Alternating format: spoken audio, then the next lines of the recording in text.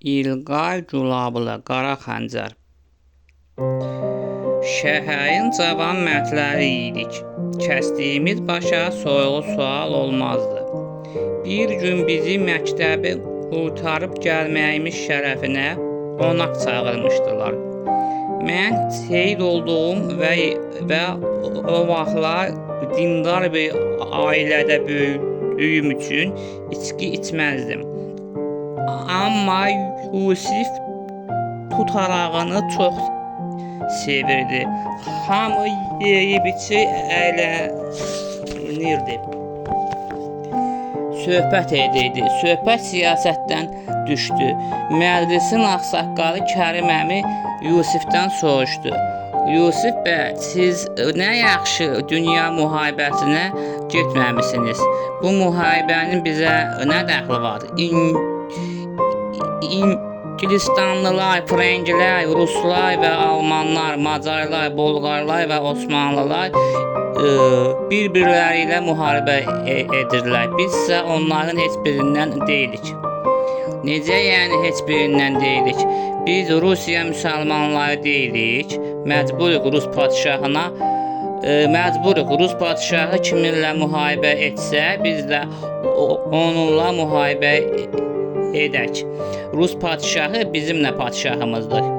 Xeyr, Rus padşahı bizim vilayəti sonradan işğal edib, öz ölkəsinə birləşdirib. Ondan əvvəl biz Qafqaz müsəlmanları İrandakı Qacar şahlarına tabe idik. Ruslar bizi zorla işğal ediblər. Gürcüstan və Türkmənçay müqaviləsini Qacara zorla imzalatdırıblar. Oğul, sizin babanız Əzim bəy Ruslarla bir olub İranlılara qarşı vuruşub. Biz bugün Rusiyanın tərkibindəyiksə, burada sizin babanızın da böyük rolu var. Mən babam Əzim bəyin səhvini təkrar edib Ruslara xidmət etməyəcəm. İndi deyirsiniz biz yenidən İrana birləşək. İndi Nadir Şahın zamanı deyil. İranlılar dünyaya meydan oxuya. İndi İngiliz imperiyası İrana ağalıq edir. Qacar padşahları İngiliz ağalarına baş əyir. İranla birləşmək İngiliz ağalarına baş əyməkdir. Nə İranla birləşək, nə də Rusiyanın tərkibində qalaq. Başqa yol var? Hə, var. Nədir o yol? Biz Qafqaz müsəlmanları öz müstəqil dövlətimizi qurmalıyıq. Müstəqil dövlət? Hə, müstəqil dövlət. Biz Qafqaz müsəlmanlarının kimdən nə əksiyi var? Bizdən nə kiçik ölkələr, müstəqil dövlətlər qurursa, bizim niyə olmasın? Bu necə ola bilər? Rusiya bu müharibədən sağ çıxmayacaq. Onunla bizim partiyamız bütün müsəlmanları birləşdirib müstəqil dövlət quracaq. O hansı partiyadır elə? Müsavat partiyası. O vaxtlar Yusiflə mən Müsavat partiyasının üzvü idik. Qardaşlarımız da bizə qoşulmuşdular. Şuşadan bir gənc də bizə qoşulmuşdu. Yusif Müsavatın Şuşadakı rəhbəri, mənsə onun müavini idim. Həmin il Rusiyada inqilab oldu. Oktyabr ayında isə ikinci bir inqilabla kommunistlər hakimiyyət başına gəldilər. Bundan sonra Rusiyada vətəndaş müharibəsi başladı. Kommunizm tərəfdarı olan qırmızılarla kommunizmin əleyhinə olan ağalar bir-biri ilə müharibəyə başladılar. Bundan istifadə edən Rusiya vilayətləri bir-bir hamısı müstəqil oldular. Ermənilər, Gürcülər və müsəlmanlar birləşərək Qafqaziya Federasiyasını yaratmışdılar. Bu dövləti Seym adlanan bir şura idarə edirdi. Orada Müsavat Partiyasını müsəlmanlara Daşnaqston, yəni İnqilabçı Federasiya Partiyası erməniləri, menşeviklər, yəni sosial demokratlar, gürcü sosial demokratları isə gürcüləri təmsil edirdi. Bakı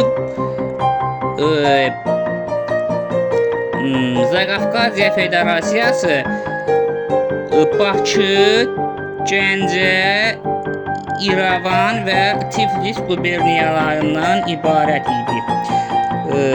Bir gün Sovet Rusiyası Zaqafqaziya Federasiyasına müharibə elan etdi və Bakı quberniyasını ələ keçirdi. Orada Bakı Kommunası adlanan yeni hökumət kurdu. Bu hökumət 26'lardan ibarət 26 xalq komissarı tərəfindən idarə olunurdu. Erməni Stepan Şaumyanın rəhbərlik etdiyi kommunada müsəlmanlar olsa da çoxluq Rus və ermənilərdən ibarət idi. Bakıdakı menşevik, Daşnaq, LC partiyaları da Bakı kommunasına daxil idilər. Onlar birləşib Bolşevik, Menşevik, LC, Daşnaq koalisiyası hökumətini qurmuşdular. Bakı müsavatçıları onlara tabi olmadığından Bakı kommunası onlara qarşı hücuma keçdi və Bakıda erməni-müsəlman davaları başladı. Ruslardan və ermənilərdən ibarət Bolşevik, Daşnaq silahlı dəstələri Qafqaz müsəlmanlarına qarşı kütləvi qırğına başladılar. 3-4 gün ərzində Bakının 10 mindən çox müsəlman sakini qətlə yetirildi. Qafqazın hər yerində ermənilər Rusların himayəsinə sığınaraq müsəlmanları qətlə yetirdilər. Yusif və mən Şuşada əhalini öz tərəfimizə çəkib hamısını silahlandırmışdıq. Nəhayət erməni-müsəlman davaları Qarabağa da gəlib çatdı. Ancaq Yusifin yaratdığı Müsavat batalyonu erməniləri vurub Şuşadan çıxartdı. Şəhərdə hakimiyyəti biz öz əlimizə almışdıq. Yusif bəy şəhərin kələntəri səviyyəsində idi. Mən də onun muavini idim. Yusif, mən, Yusifin qardaşları, mənim qardaşlarım, Yusifin atası Yaqub bəy, mənim atam Seyid Kəramət ağa, Kərim əmi və sayə şəhərin bütün igid kişiləri silaha sarılıb erməniləri şəhərimizdən qovduq.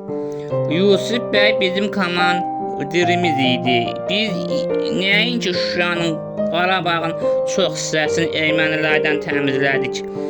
Artıq Qarabağın çox hissəsini bizim nəzarətimizdə idi. Yusif bəy çox igidcəsinə döyüşürdü. Hamı onun igidliyinə heyran qalmışdı. O, ulu babası Əzim bəyin qara xəncəri ilə döyüşürdü. Bir dəfə yadımdan çıxmaz, gözümün qabağından müsəlman qızına sataşan bir erməni dığasını yerə yıxıb qoyun kimi həmin xəncərlə başını kəsmişdi. Ermənilər onun adını eşitdiklərində qorxularından altlarını batırırdılar. Təbii ki, biz hamımız qəhrəmancasına döyüşürdük. Döyüşlərin birində babam, yəni mənim atam Seyid Kəramət ağa ürəyindən dəyən güllə ilə şəhid oldu. Yusifin atası Yaqub bəy və 2 oğlu Asif və Vasif onun meyitini götürməyə gedəndə ermənilərin atdığı qumbara ilə 3'ü də şəhid oldular. Həmin döyüşdə bizimkilər qalıb gəlsələr də o boyda 4 kişini itirdik. Şəhidlərimizi Şuşada dəfn etdik. Əri və 2 oğlu şəhid olmuş Afət xanımın Yusifdən başqa heç kimi qalmamışdı. Şəhidlərin yas mərasimini də layiqincə verdik. Hərbi formada olan Yusif bəy mollanın sağ tərəfində oturmuşdu. Onun başından mavi rəngdə papağın üstündə Musavatın rəmzi olan aypara və 8 guşəli ulduz var idi. Onun sərt və yaraşıqlı siması, uca boyu, mütənasib